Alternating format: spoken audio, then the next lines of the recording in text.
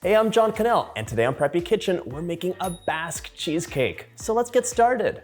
To make this delicious cake, we'll need room temperature cream cheese, eggs, heavy cream, a little granulated sugar, a touch of all-purpose flour, some salt, and vanilla. We'll be baking the cake in a 9-inch springform pan lined with some parchment paper. First off, set that oven to 400 degrees and make sure that the rack is like towards the middle to upper third.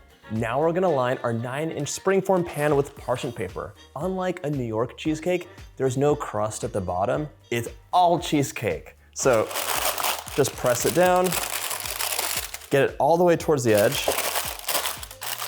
Excess bits like this, you do not want it staying up, so just fold it down. And the reason is, a Basque cheesecake has a signature caramelized look. It almost looks like it's burnt, but the top has all these delicious sugars that have just taken on a caramel color, and you get a really beautiful depth of flavor, while the inside has this gooey, amazing, super soft texture.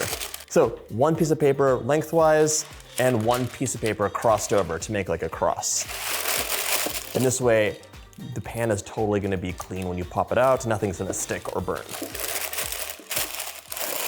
All done. Set it aside, and now grab a mixer. You can use a hand mixer or a stand mixer, either will work. Today, using a stand mixer.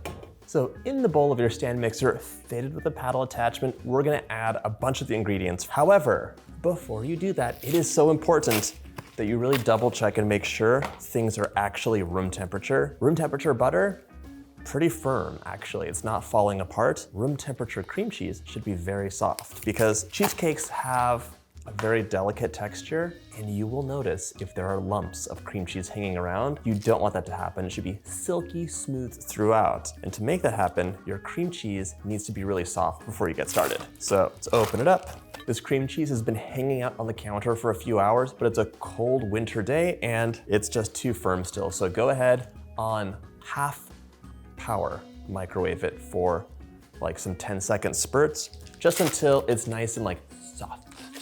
Warmed up, and now it's so soft. Made a big difference. We're gonna pop this right into our mixer, give it a little head start and just cream it up. Now, let's add the remaining ingredients. We have 1 cup or 200 grams of granulated sugar, 3/4 of a teaspoon of kosher salt, and add some contrast to your cheesecake, and 2 teaspoons of a nice vanilla. Vanilla and cream cheese are just a match made in heaven. Now, we're gonna mix this up until it is nice and creamy, and yes, you're definitely gonna be scraping the bowl down a couple times. And notice that I'm mixing on medium-low speed because you don't wanna pump a bunch of air into this cheesecake. In fact, you never wanna whip a cheesecake on high with a whisk attachment, for example. So many little air bubbles that are gonna expand when the cake bakes, cracking galore. So low speed, you're mixing things without frothing them up. Here, that's looking good. I'm just gonna scrape the bowl down. I'm really excited to share this recipe because I'm actually part Basque as well. My mom is from Mexico, but she has some relatives down the line from the Basque region of Spain. We're gonna mix this up for about 3 minutes. So in the meantime, we just crack some eggs into a bowl so we're nice and ready, and there's not gonna be 1 single shell in this cheesecake. We need 4 eggs, and these should also be room temperature. Whenever you make a cake, cheesecake or regular, you don't wanna have ice cold ingredients going into your batter. Just to show you, this is the texture we have now. It is silky smooth and really wonderful. Still mixing on medium-low, I'm gonna add the eggs in 1 at a time, let it incorporate, make sure that everything is mixed up, and scrape the bowl down at least halfway through the eggs. And I know you're gonna be tempted to like just crank it up, go on high. Nice and low. Just be gentle with this batter. Just scraping the bowl down, and you can come and take a look. This is really uneven at the moment. Streaks of yellow, streaks of white. See those streaks? It's very lumpy right now. We're adding the rest of our eggs in. Just take your time. This cake is so easy, and the payoff comes from that wonderful texture. Last egg. I'll give this a scrape down, and in the meantime, I'm just gonna let the mixer run for a while so everything mixes up, takes its time. I'll do a dish. Okay. Beautiful lemony color from those yolks. Now we're gonna gather 2 tablespoons of all-purpose flour and sift it in while that mixture is running on low. This flour will give the cake a little bit of structure and help hold it together. Back to running on low, just gonna gently tap it in.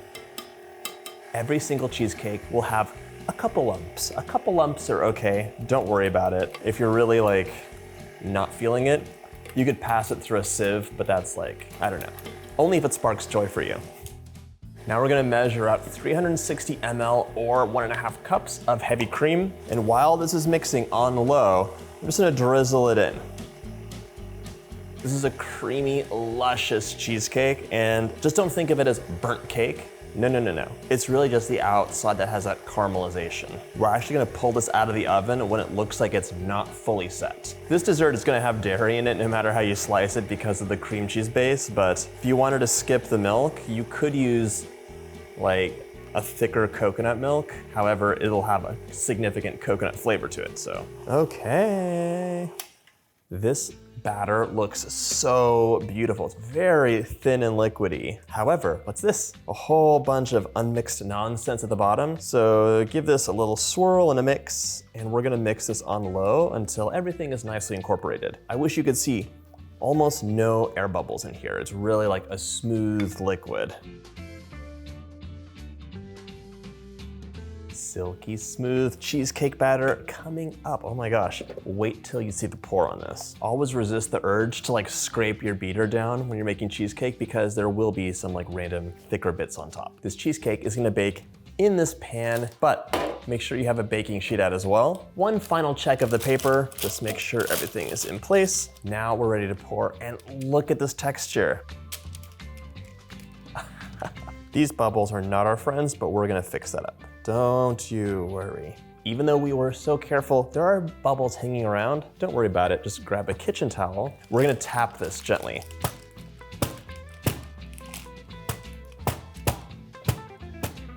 Don't try and get all the bubbles out.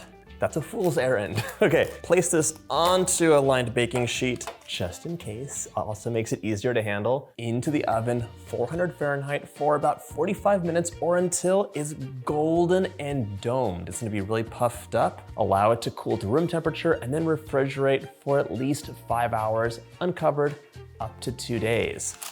It'll look like this and be amazing. Remove the ring, carefully unwrap your cheesecake. Just like that, you're ready to enjoy. This looks amazing and caramelized. Wait till you see the inside.